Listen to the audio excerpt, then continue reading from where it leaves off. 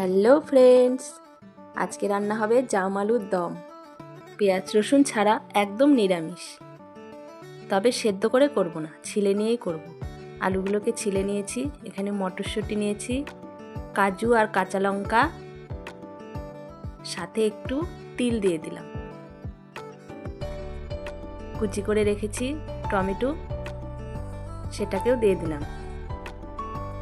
একসঙ্গে পেস্ট করে নেব। পেস্ট করে নিয়েছি, আর এদিকে আদা আর জিরে বেটে নিয়েছি। এখানে কিছু গোটা মশলা নিয়েছি, ধনে, গরম মশলা, লবঙ্গ, শুকনো লঙ্কা, স্টার ফল, জয়িত্রী, জিরে আর গোলমরিচ। এগুলোকে শুকনো খোলায় ভেজে নেব। 4টে ছোট এলাচ দিয়ে দিলাম, আর 2 চামচ মতো পোস্ত।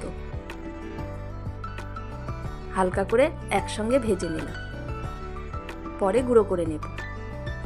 কড়াইয়ে তেল দিয়ে আগে আলুটাকে ভেজে নিলাম। আলু ভাজা হয়ে গেছে। এবারে কড়াইয়ে তেল দিয়ে জিরে ফোড়ন দিয়ে দিলাম, 3-4টে তেজপাতা দিলাম, আর ওই তেলেই 2 চামচ কাশ্মীরি লঙ্কার গুঁড়ো, পরিমাণ মতো হলুদ, একসঙ্গে নাড়াচাড়া করে সেই পেস্টটাকে দিয়ে দিলাম।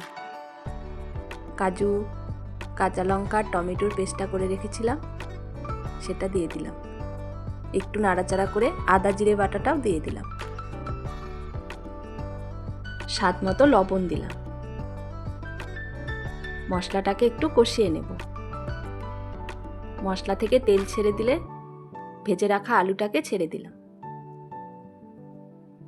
এবারে আলুর সঙ্গেও কিছুক্ষণ কষিয়ে নেব।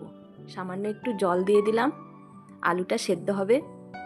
জলটা শুকিয়ে এলে সেই যে ভাজা মশলাটা গুঁড়ো করে রেখেছিলাম সেটা দিয়ে দিলাম। মটরশুঁটিগুলোকেও ছেড়ে দিলাম। ফেটিয়ে রাখা টক দই, 2 চামচ টক দই দিলাম। একসঙ্গে এবার ভালো করে কষিয়ে নেব। কষানো হয়ে গেলে জল দিয়ে দিলাম। আলুটা পুরোপুরি সেদ্ধ হয়ে গেছে। এবারে একটু ঘি দিয়ে দিলাম। ঘি দিয়ে হালকা আঁচে 2-3 মিনিট মতো রান্না করে নিলাম। তারপর নামানোর আগে ধনেপাতা কুচি ছড়িয়ে দিয়ে নামিয়ে নিলাম। রান্না আমার হয়ে গেছে। তারপর একটা পাত্রে ঢেলে নিলাম। কেমন লাগলো আজকের এই নিরামিষ আলুর দম অবশ্যই জানাবে। রাধে রাধে।